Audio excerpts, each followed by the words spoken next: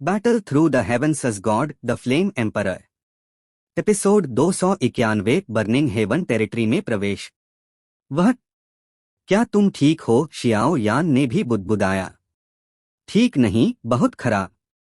उसके पास मेडुसा शाही परिवार का खून है और वह 9 रंगों वाली निगलने वाली अजगर में विकसित हो चुकी है, इसलिए वह मेडुसा परिवार में प्रशंसनीय और लालची दोनों है। कितना समय लगेगा? शियाओ यान ने भी पूछा। लगभग 5 साल। जब उसका एकांतवास समाप्त होगा मैं भी मेडुसा परिवार में वापस जाऊंगी। तब तक हम शायद दुश्मन बन जाएं। ग्रीन फ्लूट ने भी कहा। चिंता मत करो, ऐसा दिन कभी नहीं आएगा, शियाओ यान ने भी मुस्कुराते हुए कहा और फिर हुआशान पर्वत की चोटी की ओर दौड़ा। कैलिन, यह वाकई अच्छा है कि तुम ठीक हो। 5 साल। 5 साल बाद मैं निश्चित रूप से मेडुसा कबीले में तुम्हें ढूंढने जाऊंगा। फिर रास्ते में रुकावट डालने वाला मार डाला जाएगा। इसलिए इन 5 सालों में मुझे और मजबूत होना होगा। शियाओ यान के मन में भी एक विचार आया, क्योंकि इस प्रोफाउंड स्पिरिट कॉन्टिनेंट में केवल ताकत ही सबसे शक्तिशाली साधन है। क्या यह लड़का वाकई रानी का पति है? 4 सितारा डॉडी की प्रारंभिक ताकत बहुत अधिक है, हालांकि मैं अभी भी उसमें से रानी के खून की हल्की सी खुशबू महसूस कर सकती हूँ। ग्रीन फ्लूट ने भी सिर हिलाया और पीछे चल पड़ी। कई अन्य लोगों ने शियाओ यान और लूडी के बीच हुए परिवर्तनों और आदान प्रदान पर ध्यान नहीं दिया और रास्ते में कुछ भी नहीं हुआ। थोड़ी देर बाद सभी लोग हुआशान पर्वत के बीच में आ चुके थे और उनके सामने एक विश्वस्तरीय अवरोध प्रतीत हो रहा था जो उन्हें अलग कर रहा था। अभी तक लोगों का स्वागत करने नहीं आए, चांग यू की आवाज भी दबाव से भरी थी, जो अवरोध के बीच की ओर थी। हाँ, deputy pavilion master Chang you ने कड़ी मेहनत की। बाकी काम मुझे सौंप दो। जैसे ही चांग यू की ठंडी हंसी गूंजी, एक आलसी आवाज सभी के सामने प्रकट हुई। फिर सभी ने देखा कि उनके सामने का स्थान जोरदार तरीके से हिलने लगा और फिर उनके जैसा ही एक युवा लाल वस्त्रों में व्यक्ति प्रकट हुआ। मो चेन, समय मत भूलो, ये इस बार के नए शिष्य हैं। अगर कुछ गलत हुआ तो तुम्हें खुशी होगी, चांग यू ने कहा। समझ गया चाचा, मैं पहले इन्हें अंदर ले जाता हूँ। 3 सेक्ट मास्टर्स बहुत देर से इंतजार कर रहे हैं। मो चेन नामक व्यक्ति ने भी हंसते हुए कहा। चलो चलो, अगर मेरा बाहरी मंडप व्यक्तित्व के विकास पर ध्यान नहीं देता तो ये उत्कृष्ट अंकुर निश्चित रूप से तुम्हारे मंडप को नहीं दिए जाते। मंडप में उन 3 बूढ़ों को हर बार नए लोगों को लेने नहीं आते, बस लोगों को छीनने आते हैं। चांग यू ने भी उदास होकर कहा। मो चेन के साथ अंदर जाओ, वह तुम्हें डाओ फेंशियांग पैविलियन के मंडप में ले जाएगा, जहां बहुत सारी गहन कौशल हैं। उम्मीद है कि तुम छोटे लोगों को अच्छी किस्मत मिले, चांग यू ने भी धीरे से कहा। हाँ, दर्जनों लोग भी धीरे से सहमत हुए। यह बर्निंग इंसेंस पैविलियन 2 आंतरिक और बाहरी मंडपों में बंटा हुआ है। बाहरी मंडप व्यक्तित्व के विकास पर ध्यान देता है। उनमें से ज्यादातर सामान्य लोग हैं जिनकी ताकत बहुत कमजोर है। जहां तक मंडप की बात है, यह उन्नत युद्ध तकनीकों को सीखने की जगह है और उनमें से कई बहुत शक्तिशाली हैं। मो चेन ने भी धीरे से बोला और फिर अपने पीछे के लोगों की भीड़ को आलसी नजरों से देखा।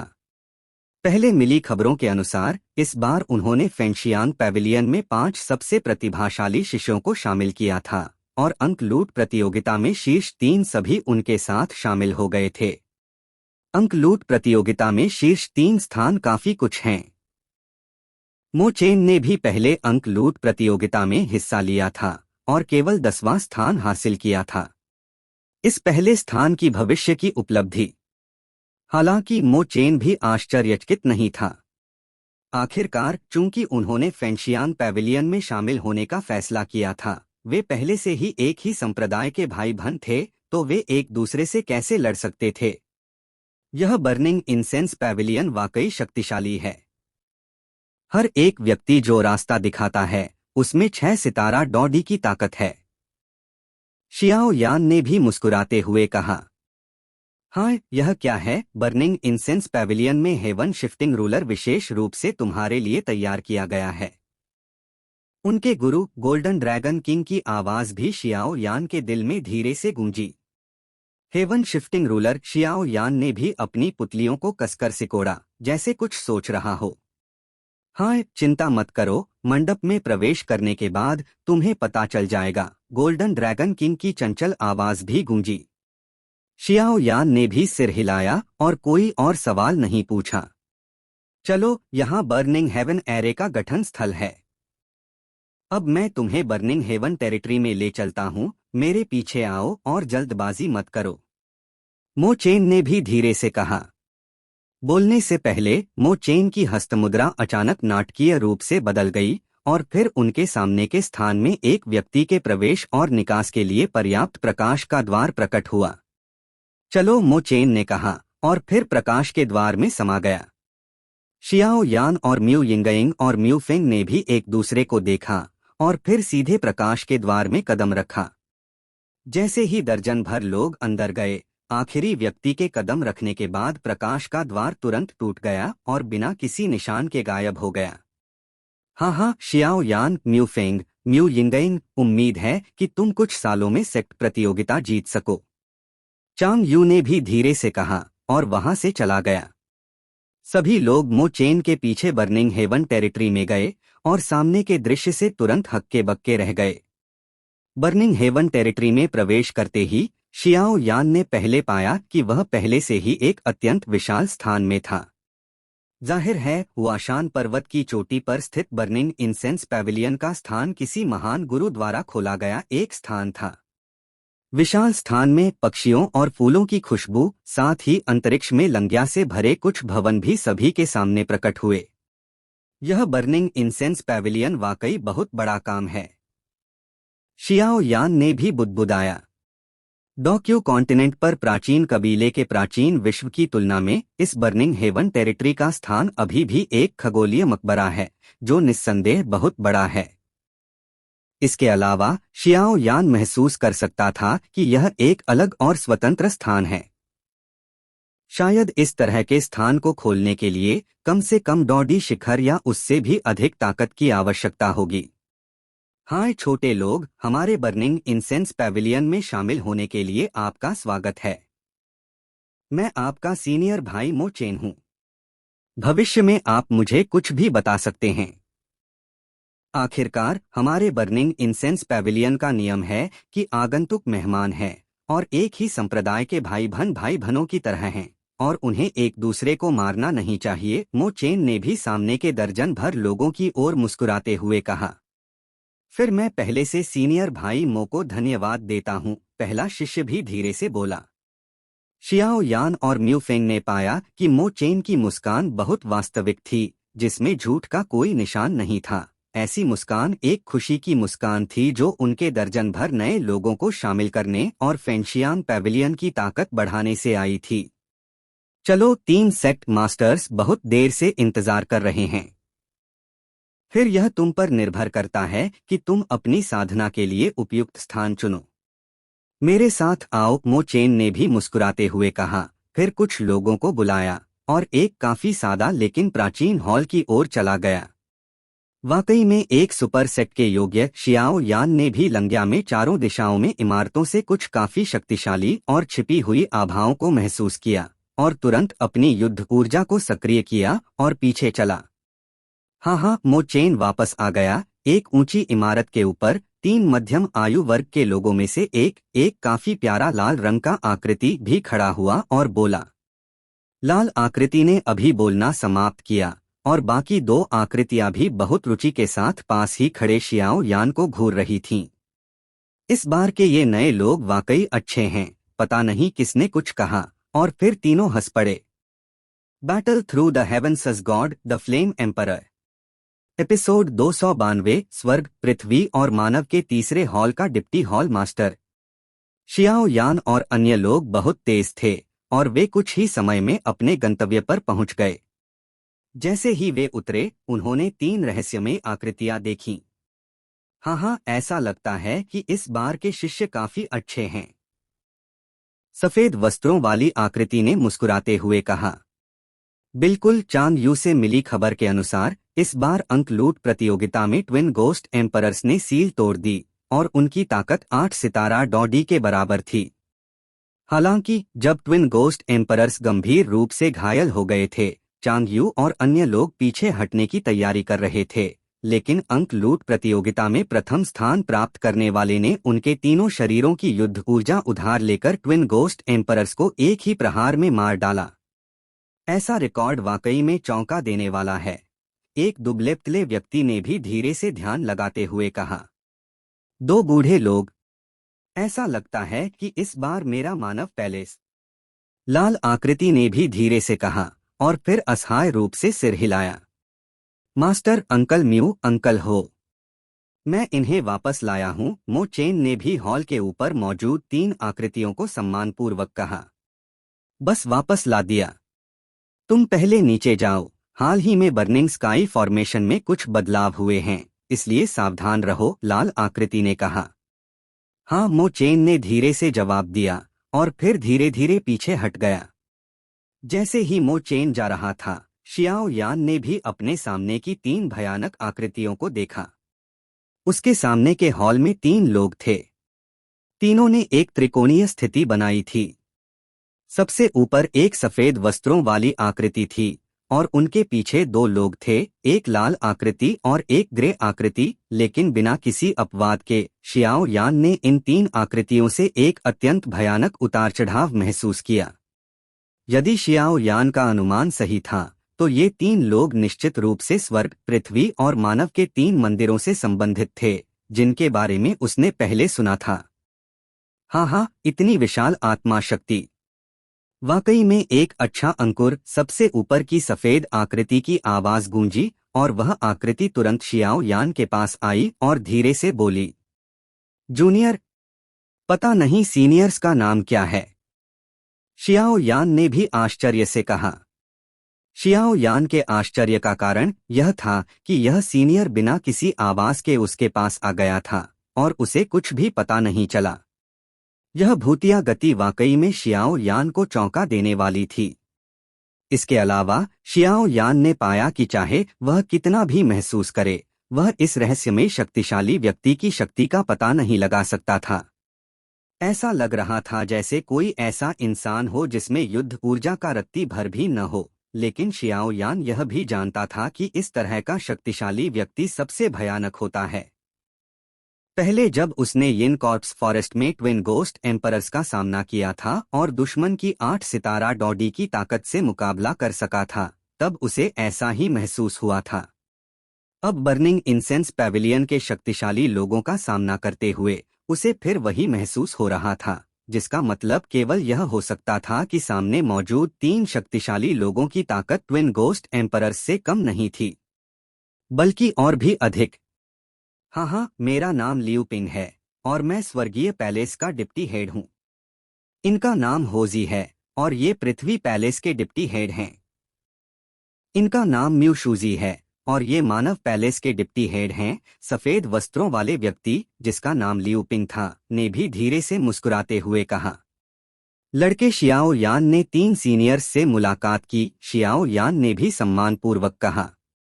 3 सीनियर्स से मुलाकात की। शियाओ यान के पीछे म्यू यिंगइंग, लुओ गुआंग, लूडी और म्यू फेंग सहित दर्जनों लोगों ने भी बोला।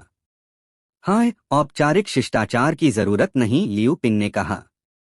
इस अंक लूट प्रतियोगिता के शीर्ष 3 हमारे बर्निंग इंसेंस पैविलियन में शामिल हुए। ऐसा कई सालों में नहीं हुआ, लियू पिंग ने कहा, लेकिन उनकी नजरें शियाओ यान से हट गईं और फिर उन्होंने सामने मौजूद दर्जनों लोगों को देखा। आप में से कौन प्रथम है? होजी की आवाज भी गहरी गड़गड़ाहट की तरह गूंजी। वह है। म्यू फेंग और अन्य लोगों ने यह सुनकर एक कदम पीछे लिया और फिर एक स्वर में कहा, हूँ? मेरा प्रथम स्थान लेने का क्या मतलब? म्यू यिंगइंग भी थोड़ी नाखुश थी, लेकिन शियाओ यान यह भी जानता था कि यह म्यू यिंगइंग बस कह रही थी और वह इस वजह से उससे नाखुश नहीं होगी। आखिरकार म्यू यिंगइंग के पास चाहे जो भी हो, सबसे ज्यादा अंक थे। अगर ट्विन गोस्ट एम्परर्स न होते तो ऐसा लगता कि उसे प्रथम स्थान के लिए कड़ी मेहनत करनी पड़ती। ओह, तो तुम ही वह लड़का हो। हालांकि प्रारंभिक 4 सितारा डॉडी की ताकत पर भरोसा करना काफी नहीं है, तुम्हारी आत्मा की ताकत थोड़ी मजबूत है। लियूपिंग ने भी हंसते हुए कहा और फिर शियाओ यान को ध्यान से देखा। हालांकि उनकी आंखें बहुत आश्चर्यचकित थीं। पहले लियूपिंग को शियाओ यान की आत्मा की शक्ति का पता था, लेकिन अब ध्यान से महसूस करने के बाद उन्हें एहसास हुआ कि यह लड़का वाकई में कुछ छिपा रहा है। प्रारंभिक 4 सितारा डॉडी की ताकत में ट्विन गोस्ट एम्परर्स से लड़ने का साहस, तुम में बहुत हिम्मत है। और प्रारंभिक 4 सितारा डॉडी की ताकत के साथ तुम इस प्रतियोगिता में प्रथम स्थान जीत सके, यह बहुत अविश्वसनीय है। होजी ने भी कहा, जाहिर है कि हालांकि उन्हें सुनने में आया था कि प्रथम स्थान की ताकत बहुत मजबूत नहीं थी, लेकिन उसका साहस और दिल बहुत अच्छा था। प्रारंभिक 4 सितारा डॉडी पास में खड़ी म्यू यिंगेन भी होश में आई। होजी के बोलने के बाद म्यू यिंगेन को इस समय याद आया कि यह शियाओ यान केवल प्रारंभिक 4 सितारा डॉडी की ताकत रखता है। दूसरे शब्दों में यह भी 4 सितारा डॉडी की पूर्णता की ताकत है। सम्राट का नश्वर स्तर की आत्मा शक्ति लियूपिंग की नजरें बहुत तेज थीं। पलक झपकते ही उन्होंने शियाओ यान की आत्मा शक्ति का पता लगा लिया। शियाओ यान भी असहाय था। इस स्तर के शक्तिशाली व्यक्ति के लिए वह कुछ भी छिपाना चाहता था, लेकिन नहीं छिपा सकता था। हालांकि लियूपिंग भी आश्चर्यचकित थे। हालांकि उन्होंने अभी अभी शियाओ यान की आत्मा शक्ति का पता लगाया था, लेकिन अब और गहराई से पता करने पर वे और भी हैरान हुए। क्या तुम अभी भी एक औषधिकार हो? लियूपिंग ने भी थोड़ा बोलते हुए कहा। आखिरकार इस तरह की आत्मा शक्ति को विकसित करना काफी मुश्किल है। बहुत से लोग अपनी पूरी जिंदगी में इस तरह की शक्ति के संपर्क में नहीं आते, इसलिए डॉडी कॉन्टिनेंट पर अधिकांश मानव आत्मा शक्ति स्वर्गीय क्षेत्र से होती है। हालांकि वह स्वर्ग में है, उसे आत्मा शक्ति के बारे में कुछ नहीं पता, इसलिए आत्मा शक्ति का उपयोग और रक्षा बहुत कम होती है। आखिरकार केवल औषधिकार को ही मजबूत आत्मा शक्ति की आवश्यकता होती है, ताकि वह विशाल आत्मा संवेदन प्राप्त कर सके और उच्चस्तरीय औषधीय गोलियां बना सके। इसलिए विशाल आत्मा शक्ति वाले प्रत्येक मानव में औषधिकार बनने की बहुत बड़ी संभावना होती है। यह प्रथम रैंक सम्राट का शिखर है। शियाओ यान ने भी धीरे से मुस्कुराते हुए कहा। जाहिर है हाल ही में इन सुपर संप्रदायों में शामिल होने के लिए उसने अपनी औषधि निर्माण कौशल को छोड़ दिया था। इसके अलावा शियाओ यान की वर्तमान औषधि निर्माण तकनीक भी अस्पष्ट रूप से एक अड़चन पर थी। इस अड़चन को तोड़ने के लिए दूसरा रैंक सम्राट औषधिकार बस कोने के आसपास है। प्रथम रैंक सम्राट का शिखर, लियूपिंग ने भी धीरे से कहा। यह सुनकर लियूपिंग के पीछे मौजूद 2 शक्तिशाली लोगों के चेहरे भी बदल गए। दोहरी सफलताएं बहुत दुर्लभ होती हैं। और ठीक शियाओ यान की तरह, जो युद्ध ऊर्जा और औषधि निर्माण कौशल में बहुत कुछ हासिल कर चुका है, वह और भी दुर्लभ है। लियूपिंग के अनुभव के आधार पर वह स्वाभाविक रूप से जानता था कि प्रथम रैंक सम्राट की औषधीय गोलियां स्वर्ग, पृथ्वी और प्रोफाउंड के 3 स्तरों में बंटी होती हैं। शियाओ यान के लिए प्रथम रैंक सम्राट का शिखर, दूसरा रैंक सम्राट भी उसकी पहुंच में है। प्रथम रैंक सम्राट की प्रोफाउंड डैन 1 सितारा डॉडी को शियाओ यान के लिए प्रेरित कर सकता है, अर्थ डैन 2 सितारा डॉडी को प्रेरित कर सकता है, और टियान डैन के लिए यह 3 सितारा डॉडी को शियाओ यान के लिए प्रेरित करने को तैयार कर सकता है। यही औषधिकार का आकर्षण है। क्या यह लड़का अभी भी प्रथम रैंक सम्राट का शिखर औषधिकार है? म्यू यिंगेन अपनी हैरानी को छिपा नहीं सकी क्योंकि उसने शियाओ यान को देखा। इसी समय पास में खड़े ग्रीन फ्लूट और लुओ गुआंग ने भी शियाओ यान को आश्चर्य से देखा, जैसे कि वे किसी राक्षस को देख रहे हों। वह, क्या तुम अभी भी इंसान हो? एक गर्जना सभी के दिल में गूंजी। स्तरों की पुनर्परिभाषा। डॉडी प्रत्येक सितारा प्रारंभिक, मध्य, देर और पूर्णता में विभाजित है। उदाहरण के लिए प्रारंभिक एक सितारा डॉडी का शिखर यह प्रतीक है कि वह एक सितारा डॉडी के मध्य चरण में प्रवेश करने वाला है।